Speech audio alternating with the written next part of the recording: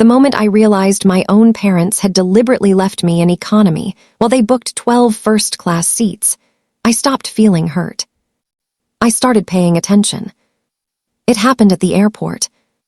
I was standing at the check-in counter with my suitcase beside me, holding my passport while the airline employee smiled politely. She looked at her screen. Then she looked at me. "You're in economy." I blinked. "I'm sorry. Economy cabin, seat 47A. I stared at her. "No, that can't be right." She checked again. "It is."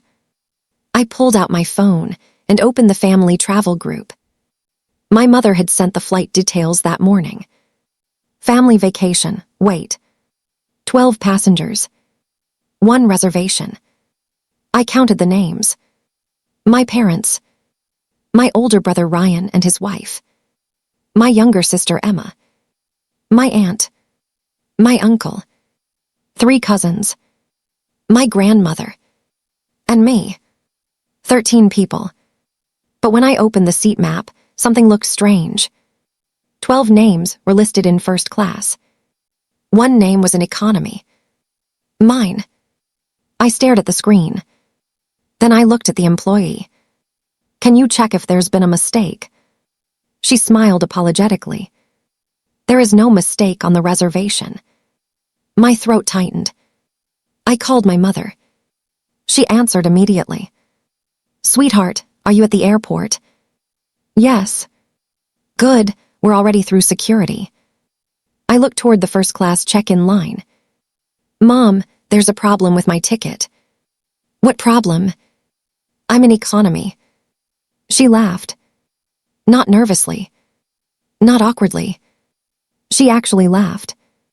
"Oh, that." I waited.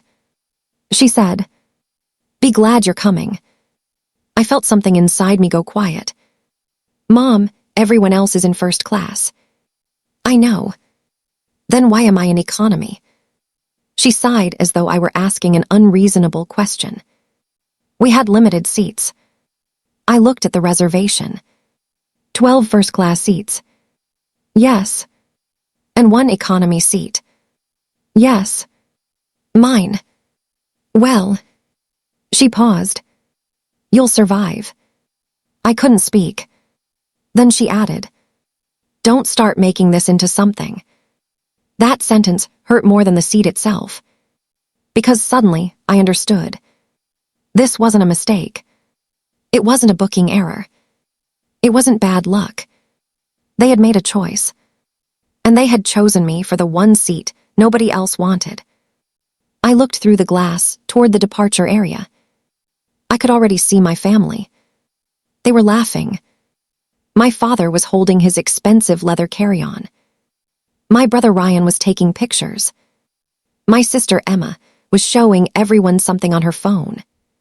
My mother was wearing the designer travel outfit she had bought specifically for the vacation.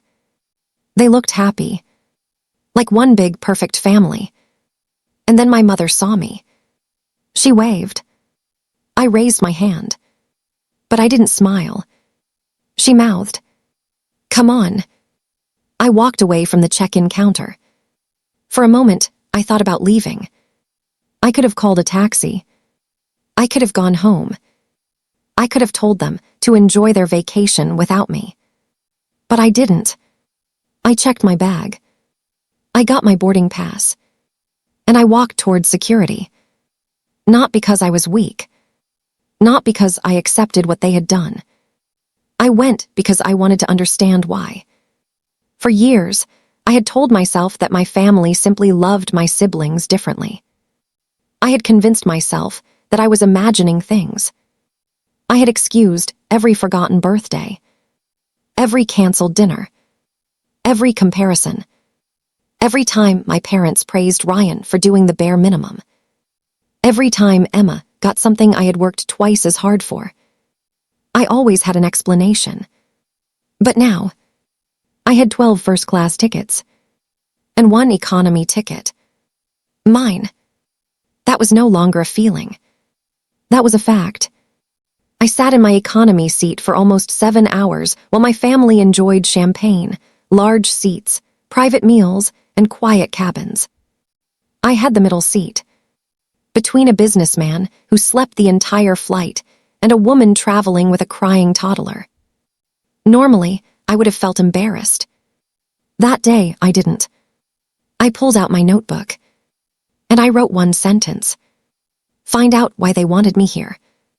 I didn't know it yet, but that vacation was about to expose a family secret that had been hidden from me for years.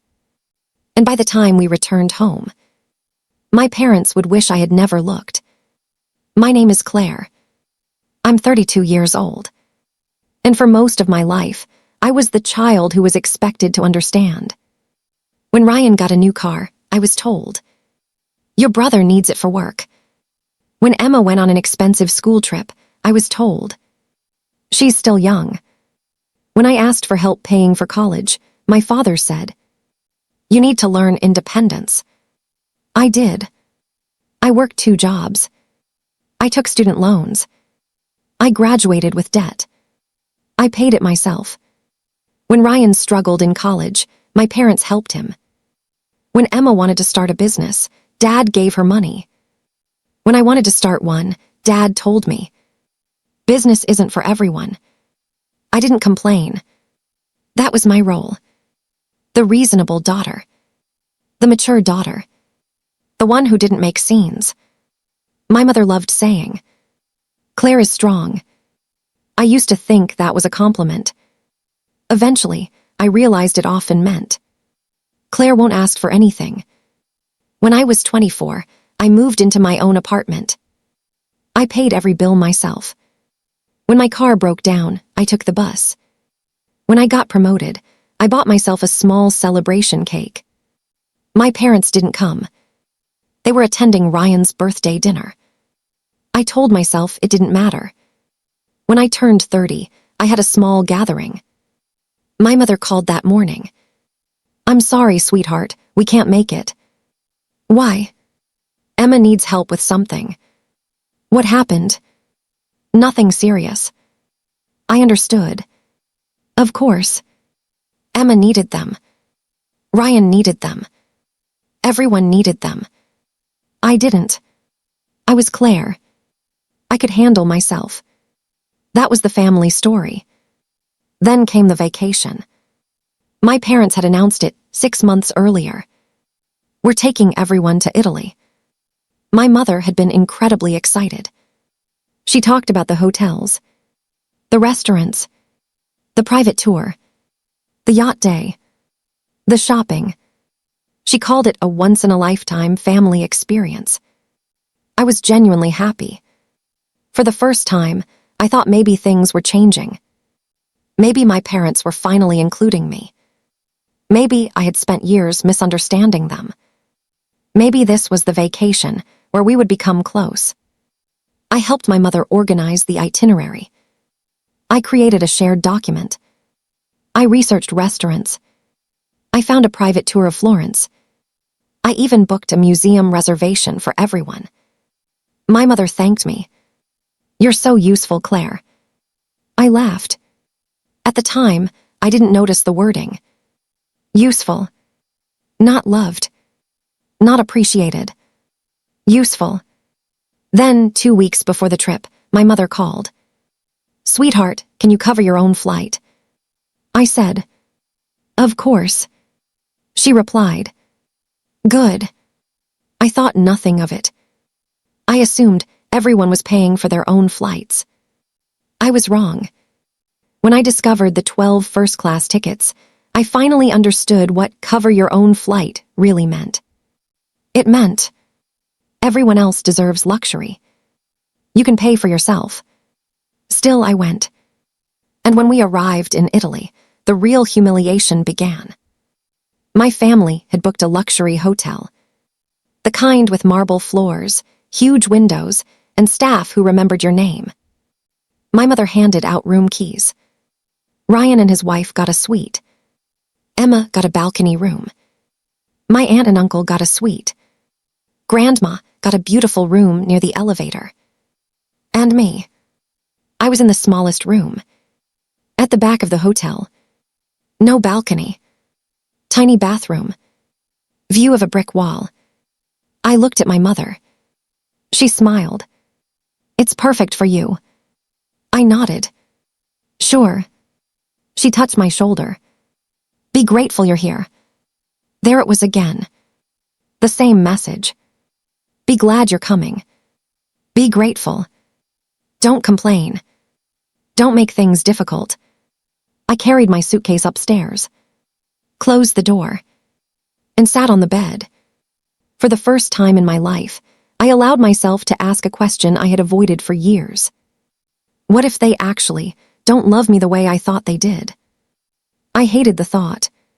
But once you ask yourself a question like that, it's very difficult to go back to pretending. That evening, my family went to one of the most expensive restaurants in the city. I wore the nicest dress I had packed. Not because I wanted to impress them, because I wanted to feel good about myself. When I arrived at the restaurant, everyone was already seated. My father looked at me. "You made it." I smiled. "Of course." The waiter handed me a menu. I looked at the prices, then at my mother. She whispered, "Don't worry, your meal is covered." I nodded. Dinner started normally. Everyone talked about the next day's tour. Ryan talked about business. Emma talked about social media. My father discussed a property he wanted to buy. Then Ryan raised his glass. To Dad and Mom. Everyone smiled. To family. They all drank. I raised my glass too. Then Ryan said, "Seriously, Mom and Dad, this vacation is incredible." My mother smiled. We wanted everyone to have the best. I looked around the table. Everyone had received first class. Everyone had luxury rooms. Everyone had private transportation. Everyone except me. But I stayed quiet. Then my father said something that changed the entire mood. Of course, we couldn't afford first class for everybody. I looked at him. Everybody. He glanced at me. I mean. He laughed. You know what I mean. Ryan chuckled. Emma smiled. My mother reached for her wine. I felt heat rising in my face. I asked, "How many first-class seats did you book?" My father paused. "Why?" "I'm curious." My mother interrupted. "Claire, don't start." I didn't start anything. Ryan looked uncomfortable. Emma stared at her plate. I realized they were all aware. They had discussed it. They had made the decision together. I asked quietly, why was I the only one in economy? My mother sighed. Because someone had to be. I looked at her. Why me? She shrugged.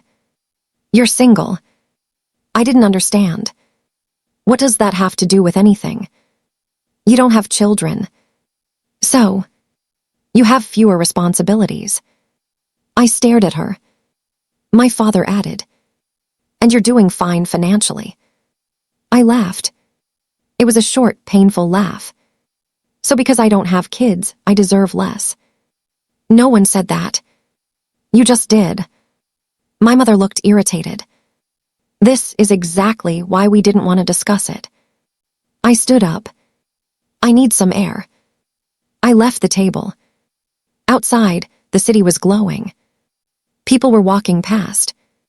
Couples were laughing. Cars moved through the streets. I stood there trying not to cry. Not because of first class. Not because of the hotel. Because I finally understood that my family had created a ranking. And I was at the bottom. The next morning, something happened that changed everything. I woke up early. I went downstairs for coffee. As I passed the hotel office, I heard my father's voice. He was on the phone. And yes, the transfer should clear tomorrow. I stopped. I didn't mean to listen. But then I heard a word. My name. Claire doesn't know. I froze. My father continued. She thinks this is just a vacation. My heart started pounding. I stepped closer. He said, once we get back, we'll handle it. I couldn't hear the other person. Then my father said, no, she can't know yet. I stepped away. My hands were shaking. What was he talking about? What did they plan to handle? And why was I the one who couldn't know? I went back upstairs. I sat on my bed. For the first time, I realized the vacation wasn't the real story. The vacation was a distraction. Something else was happening. And my parents had gone to great lengths to keep me from finding out. I didn't confront my father. Not yet. Instead, I started paying attention. At breakfast, my mother was unusually nervous. She kept checking her phone. My father took several calls away from the table. Ryan was quiet. Emma avoided looking at me. That was when I knew all four of them were involved. The question was, involved in what? That afternoon, our family went on a private tour. Everyone was laughing. I couldn't enjoy it. I kept thinking about my father's words. Claire doesn't know. What don't I know? After the tour, I returned to the hotel early. I opened my laptop. I started reviewing the travel documents. The first-class tickets had been booked together. The hotel rooms had been booked together. The transportation had been booked together. Then I noticed something strange. The vacation package had been paid for by a company. Not my parents. A company. I searched the company name. It was a consulting firm. I recognized the name. My father had mentioned it before. He called it a family investment. I had never asked questions. Now I did. The company was owned by my father. But that wasn't the shocking part. The company had received money from an account I recognized. My account. I stared at the screen. That couldn't be right. I opened my bank app. My savings account looked normal. But there was another account. A small investment account my father had helped me set up years earlier. I hadn't checked it recently. I logged in. The balance was far lower than I remembered. I called the bank. Can you explain the recent transactions? The representative gave me dates. Amounts. Transfers. I felt dizzy. Money had been withdrawn. Not once. Multiple times. Over several years. I had never noticed because the account had been managed through a financial advisor my father recommended. I asked, who authorized these? The representative said, the authorized manager. My father's name. I sat completely still. Then I asked, can you send me the statements? Of course. I hung up. My hands were cold. I opened the statements. And there it was. Money from my account had been transferred to my father's company. Then that company had paid for family expenses. Luxury dinners. Hotel upgrades. Travel. Business events. And now, first-class tickets. 12 of them. Mine had been paid separately. I whispered. They used my money to pay for their first class. That was why I was in economy. It wasn't simply because I had been excluded. It was because they had already taken from me. And they had decided I didn't deserve to know. I spent the next 3 hours reading every statement. The more I read, the worse it became. My money had been used for my brother's business expenses, my sister's credit card bills, my parents' vacation properties, and something called Family Reserve Account. I searched for it. Nothing. Then I found an email. From my father to my mother. Subject: Claire.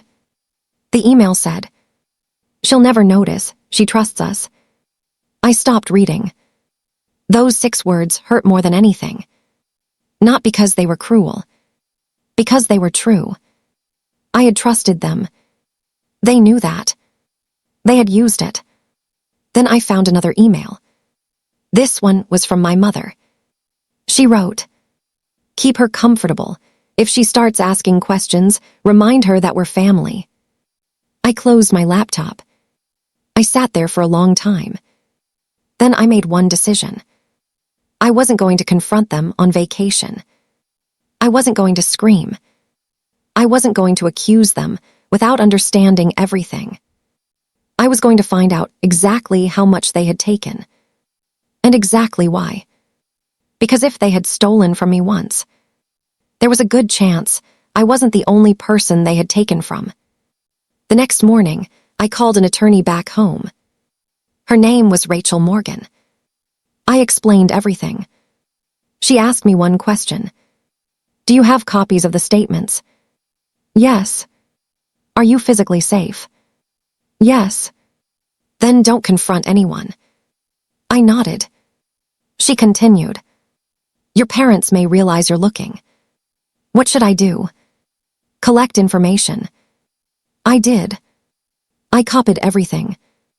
Bank statements, emails, travel records, company documents, payment histories, anything I could access legally. I sent copies to Rachel. She reviewed them while I was still in Italy. Then she called. "Claire." "Yes." "This is much bigger than the vacation." "I know." "No, I mean much bigger." I sat down. "What did you find?" "Your father created the company 7 years ago." "Okay." "Your investment account was connected to it." "How?"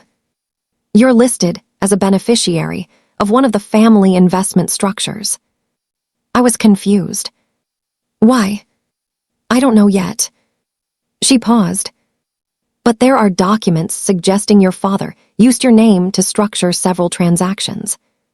My stomach dropped. Did I sign anything? Some documents. I don't remember. That's the problem. She asked me to find every document I had ever signed. I remembered a folder my father had given me when I was 25. He told me it was standard investment paperwork. I had signed it. I trusted him. I had never read every page. Now I searched for the folder. I found it in my apartment storage. My hands shook as I opened it. Rachel asked me to photograph every page. I did. Then she called again. "There it is." "What?" "Power of attorney." I stared at the page. My father had authority over certain financial matters. I had forgotten. He hadn't. He had used it. But there was another document. One that made Rachel go silent. "What?" She said, "Claire, your name appears on a loan." "What loan?" "A large business loan." My heart stopped. I never took out a business loan. "I know." "Then why is my name there?" "That's what we need to find out." I stared at the page. The amount was enormous. Far beyond anything I had ever borrowed. I whispered, "My parents put me on a loan." "Possibly." "Can they do that?" "Not legally without proper authorization." I looked at the signature. It looked like mine. But I couldn't remember signing it. Rachel told me to stay calm. "Don't accuse them yet." "Why?" "Because if the signature was obtained improperly, we need proof." I looked toward the hotel window. Outside, my family was preparing for another day of sightseeing. They were laughing, taking pictures, planning dinner. They had no idea I knew.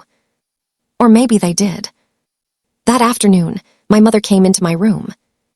She smiled. "Sweetheart, are you enjoying yourself?" "Yes." "You seem quiet."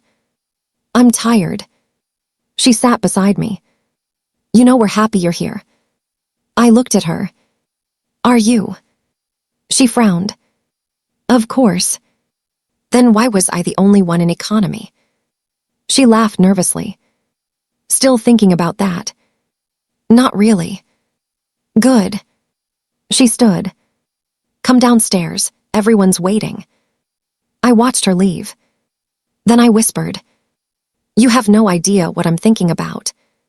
That night, I received an email from Rachel. 3 words. Do not sign anything. Underneath was a list of documents. My parents had prepared something. They planned to have me sign a family investment restructuring agreement after we returned. Rachel believed it might transfer responsibility for certain debts to me. I stared at the email. Suddenly, the vacation made sense. They weren't just trying to embarrass me. They were keeping me close. They wanted me distracted. They wanted me grateful. They wanted me relaxed. Because they were preparing to hand me a problem they had created. And they thought I would sign it. Because I was Claire. The daughter who always understood. The daughter who never asked questions. The daughter who trusted her family. They had forgotten one thing. I had started reading. We returned home on a Sunday afternoon. My parents immediately invited everyone to dinner. We have something important to discuss. I knew exactly what was coming. I went anyway. The table was crowded. My parents, Ryan, Emma, my aunt, my uncle, grandma, everyone. My father stood at the end of the table. We're family. I almost laughed. That phrase again. He continued. We've built something together. Ryan smiled. Emma nodded. My father placed a folder in front of me.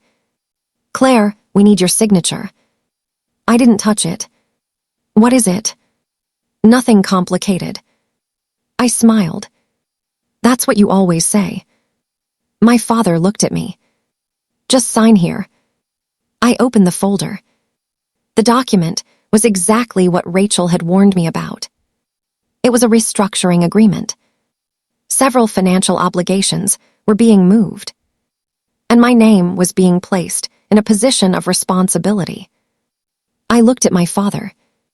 Why? He sighed. Because we trust you. I almost smiled. They had spent years telling me I was too independent to need help. Now suddenly, they trusted me. I closed the folder. I'm not signing this. My mother's face changed. Claire. No. You don't understand. Actually, I do. My father leaned forward. This is a family matter. I looked at him. Then why did you hide it from me? Silence. Ryan looked at Emma. Emma looked at Mom. I placed my phone on the table. I know about the transfers. My father's face went pale. What transfers? My investment account. No one spoke. I continued. I know about the money. My mother whispered. Claire. I know about the first-class tickets. My brother looked down. I know you used my money to pay for the vacation. My father stood. You have no idea what you're talking about. I pulled out printed statements. Then explained these. He looked at the pages. His face changed. I placed another document on the table. And this. The loan. Ryan stared. Emma covered her mouth. My mother looked at my father. What did you do? That was when I realized something important. Maybe my mother didn't know everything. Maybe Ryan didn't either. My father had been controlling more than I realized. He looked at me. Where did you get those? From my accounts. You went through my files. My files. He became angry. You've always been ungrateful. I stood. Ungrateful. Everything I've done for this family. You used my money. For the family. You used my identity. I was protecting the family. You put me on a loan. Temporary. You booked 12 first-class seats with my money. That was nothing. I stared at him. Nothing. He didn't answer. I looked around the table. Does anyone else know? Nobody spoke. My grandmother finally said. I didn't. I looked at her. She seemed genuinely shocked. My aunt shook her head. I didn't know either. Ryan looked at my father. Did you use Claire's money for my business? My father said nothing. Ryan's face changed. How much? Silence. How much, Dad? My father finally said. It was temporary. Ryan stood. You told me the money came from the company. It did. Which was funded by Claire. No answer. Ryan looked at me. I'm sorry. I nodded. He looked devastated. Then Emma started crying. Does that mean my apartment? I looked at her. Your rent payments. She covered her face. My father snapped. Enough. Everyone went quiet. He looked at me. You've turned the family against me. I answered. No. I picked up the folder. You did that when you decided I was the easiest person to sacrifice.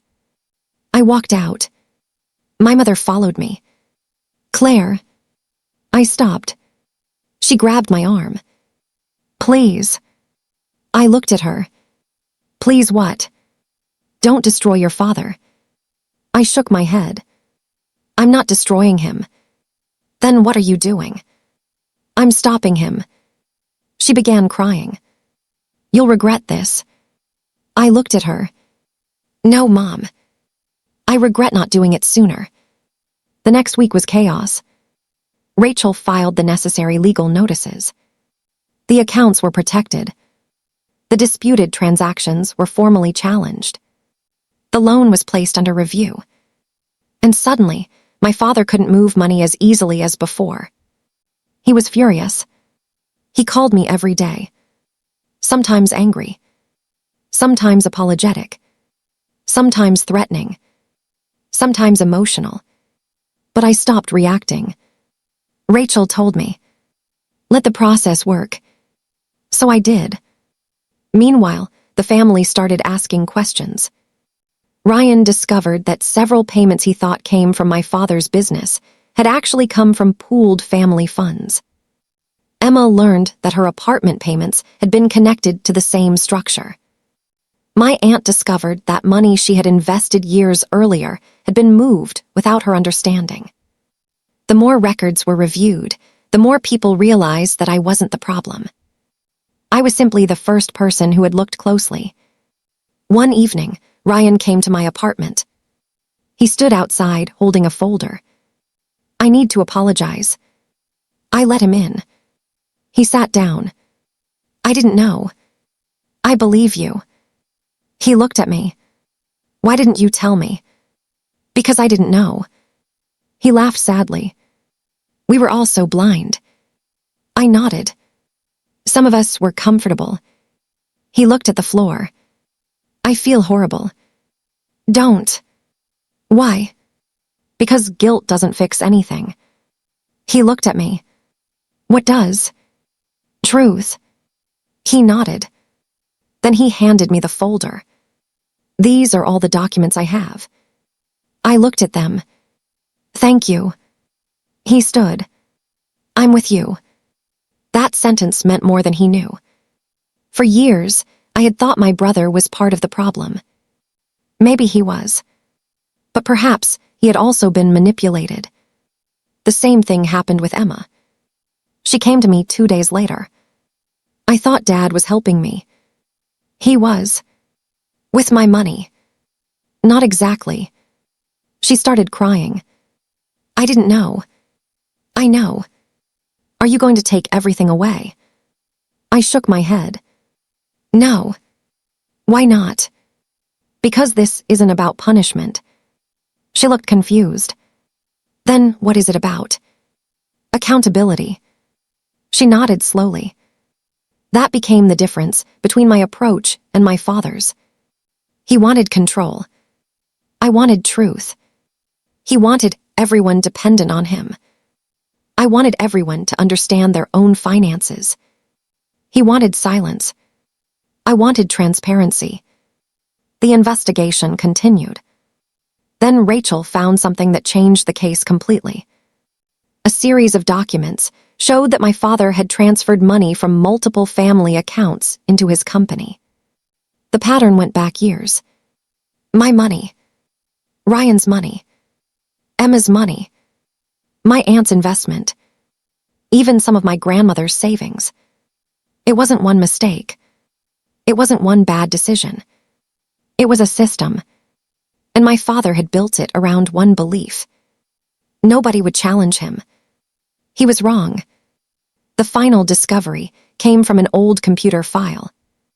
My father had kept a spreadsheet. It listed family members, names, assets, contributions, loans, and beside each name was a number. My name was highlighted. Under my name was a note. Most financially responsible, least likely to complain. I stared at those words. I felt something break inside me. Not my heart. Something older. The part of me that still wanted my parents' approval. It disappeared. I finally understood. They hadn't treated me unfairly by accident. They had chosen me because they believed I would tolerate it. My responsibility had become their opportunity. My maturity had become their excuse. My silence had become their permission. I sent the spreadsheet to Rachel. She replied, "This is extremely important."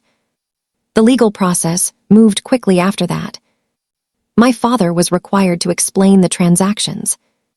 The family accounts were audited. The company records were reviewed. And several financial arrangements were terminated. My father had to step away from managing certain family assets. The business was restructured. The money owed to me was calculated. The disputed loan was removed from my responsibility after the investigation established that I had not knowingly authorized the transaction. The first-class vacation became evidence of something larger. It wasn't about airplane seats. It was evidence of how my family viewed money. They had used my money to create a luxury experience for themselves. Then they had told me to be grateful for the economy seat. That sentence became almost symbolic. Be glad you're coming. They thought they were insulting me. Instead, they gave me the clue that led me to everything. The final meeting took place in a conference room. My parents sat across from me. Ryan and Emma were there. My grandmother was there. Rachel was beside me. My father looked exhausted. He said, "I never intended to hurt you." I looked at him. "But you did." I thought I was protecting everyone. "You were protecting yourself." He looked down. My mother began crying. "Can we just put this behind us?" I shook my head. "No." She looked at me. "I don't want revenge." "Then what do you want?" "The truth." She was silent. I continued. "I want my money back." "You'll get it." "I want the loan removed." "It will be." "I want control of my finances." My father nodded. "And I want one more thing." Everyone looked at me. "No more family financial secrets." My father whispered, "Okay." That was the first time he had said that without arguing. The settlement was finalized months later. I recovered what I could. Some money had already been spent. Some assets had to be sold. The family business changed. My father's role changed. And for the first time in decades, everyone became responsible for their own finances. My parents lost control. But they didn't lose everything. That was important to me. Because I didn't want destruction. I wanted boundaries. I wanted justice. And I wanted my family to understand that love doesn't mean unlimited access to someone else's life. A year later, my mother called. "Claire, Yes. I've been thinking about Italy. I smiled. So have I. I'm sorry. I waited. She continued. I should never have said that. What? Be glad you're coming. I was silent. She sighed. I was cruel. Yes. I thought you would just accept it. I did. Why? Because I always did. That sentence made her cry. She said, I didn't realize what we were doing to you. I answered quietly. You realized enough to keep doing it. She didn't argue. That mattered. Because sometimes an apology becomes meaningful only when the person stops defending themselves. We talked for a long time. She didn't ask me to forgive her. She simply apologized. I appreciated that. But forgiveness took time. My father was different. He struggled more. He didn't like admitting he had lost control. For years, he had believed he was the person who held everyone together. Now everyone was standing on their own. Ryan ran his business independently. Emma managed her own finances. My grandmother had an independent advisor. My aunt moved her investments. And me. I built my own financial plan. No family member had access. No shared passwords. No vague documents. No signing papers because someone said, trust me. I had learned. The hardest lesson wasn't that my parents had taken my money. It was that I had helped them do it by never asking enough questions. Not because I was guilty. Because I had confused trust with blindness. There is nothing wrong with trusting your family. But trust doesn't mean you stop checking. Trust doesn't mean you sign anything. Trust doesn't mean you allow someone else to control your future. And trust certainly doesn't mean you accept disrespect. One evening, my mother invited me to dinner. I went. She cooked my favorite meal. We sat at the same table where she had once told me to be grateful. She looked at me. Do you hate me? I shook my head. No. Are you angry? Sometimes. Do you forgive me? I took a breath. I'm trying. She nodded. That's fair. Then she said something I didn't expect. I'm proud of you. I smiled sadly. I wish you had been proud of me before I had to fight you. She looked down. I know. That was the closest thing to closure I had ever received. Not a perfect apology. Not a magical family reunion.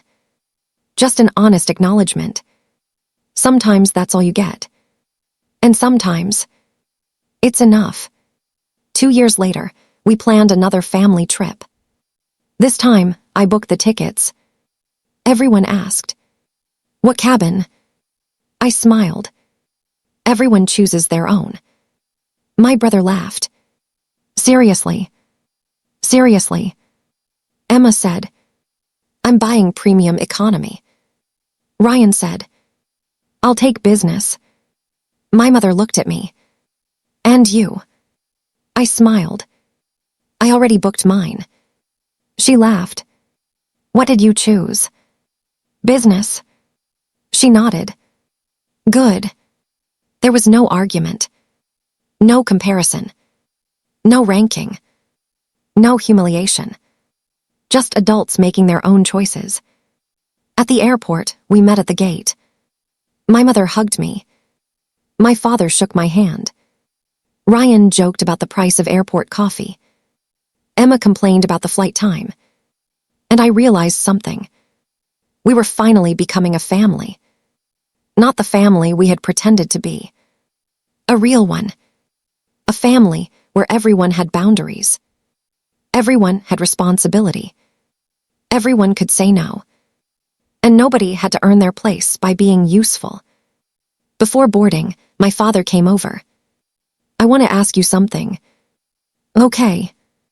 If I had never made that mistake. I waited. Would you still have changed? I thought about it.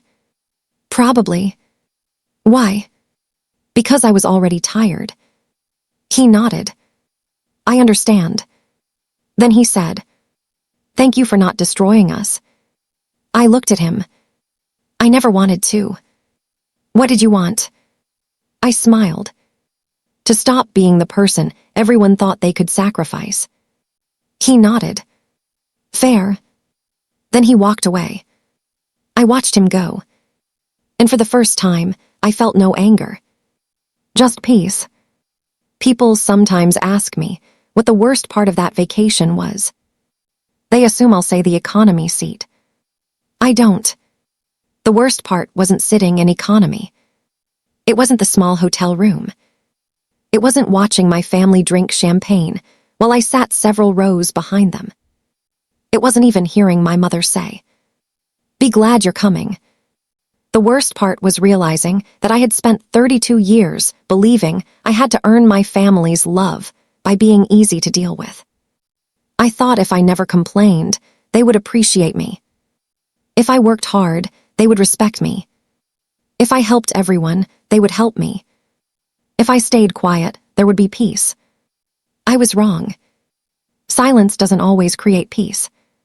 Sometimes it simply creates space for someone else to take more. The economy seat was just the first thing I couldn't explain away. It forced me to look. And once I looked, I couldn't stop. I found the accounts, the transfers, the documents, the hidden debts, the spreadsheet, the note beside my name. Most financially responsible, least likely to complain. That sentence changed my life. Because I realized something. My greatest weakness had become my greatest strength. They thought I was predictable. They were wrong. They thought I would complain once and then stop. They were wrong. They thought I would be too afraid to challenge my father. They were wrong. And they thought I wanted revenge. I didn't. I wanted my life back. That distinction matters. Revenge says, "I want you to hurt because you hurt me." Justice says, "I want you to stop hurting me." I chose justice. And it changed everything.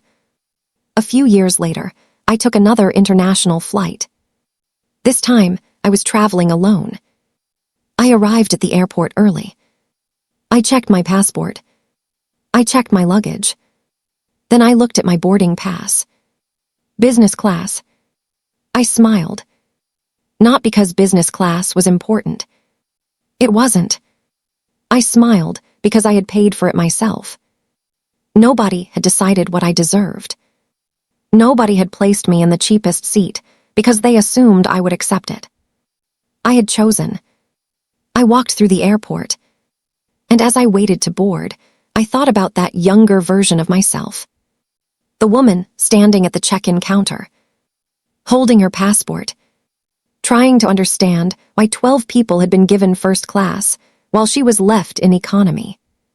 I wanted to tell her something. I wanted to say, "You are not less important. You are not difficult. You are not selfish. You don't need to be grateful for crumbs. You don't need to compete for your family's approval. And you don't have to stay quiet just because people call themselves family." That woman didn't know what was coming. She didn't know she was about to uncover years of financial secrets. She didn't know her family would fracture. She didn't know her father would lose control of the business. She didn't know her brother would apologize. She didn't know her mother would eventually admit the truth. She didn't know that one economy seat would change her entire life. But maybe that's how life works. Sometimes the smallest insult becomes the biggest clue. Sometimes the thing that humiliates you becomes the thing that wakes you up. And sometimes the moment you realize someone doesn't value you is the moment you finally learn to value yourself. My parents wanted me to be grateful for being included. Instead, they taught me that inclusion without respect isn't love. A seat at the table means nothing if someone expects you to stay silent. A family vacation means nothing if one person has to be humiliated so everyone else can feel important. And family loyalty means nothing if it requires you to surrender your dignity. I didn't leave that family. I changed my place inside it. I stopped being the daughter who always understood. I became the daughter who asked questions. The daughter who checked the paperwork. The daughter who said no. The daughter who protected her own future. And strangely enough, that was the moment my family finally learned to respect me. So if you're watching this and you've ever felt like the less important person in your family, remember this. You don't have to prove your worth. You don't have to beg for equal treatment. You don't have to accept disrespect just because it comes from people you love. And you don't have to destroy anyone to stand up for yourself. Sometimes all you have to do is stop accepting what you know is wrong. My parents thought they were giving me the worst seat on the plane. They didn't realize they were giving me the best view. From economy, I could see everything. I saw who they really were. I saw what they had hidden. I saw how they treated me. And I finally saw myself clearly. Not as the difficult daughter. Not as the single daughter. Not as the daughter who could handle it. But as a person who deserved the same respect everyone else received. Years later, my mother joked about that vacation. She said, "At least you still came." I smiled. "Yes." She asked, "Would you do it again?" I thought for a moment. Then I said, "Absolutely." She looked surprised. "Why?" I smiled. "Because if I hadn't gone." I paused. "I might never have found out the truth." She understood. And neither of us said anything else. Because sometimes the best revenge isn't making someone regret what they did. It's becoming the person they can never manipulate again. That economy seat cost me 7 hours of comfort. But it gave me something much more valuable. The truth. And once I had the truth, I stopped begging for a place in my family's first class. I built my own life. And I chose my own seat. Final message. If there is one lesson I want you to take from my story, it's this. Never confuse being included with being valued. Someone can invite you on the vacation and still disrespect you. Someone can call you family and still take advantage of you. Someone can tell you they love you while quietly making decisions that hurt you. Watch the actions, not just the words. And when something feels wrong, don't immediately assume you're being dramatic. Ask questions. Check the facts. Protect yourself. Set boundaries. Because the moment you stop accepting disrespect isn't the moment you become selfish. It's the moment you finally start respecting yourself. My parents thought I should be grateful because they allowed me to come. They didn't understand. I wasn't grateful for the seat. I was grateful for the lesson. Because that economy seat showed me something I had been too afraid to see for years. I wasn't the least important person in my family. I had simply been the easiest person to overlook. And once I stopped allowing that, everything changed. They gave me economy. They thought I would feel small. Instead, I came home with the truth. And that truth changed my entire life. The end.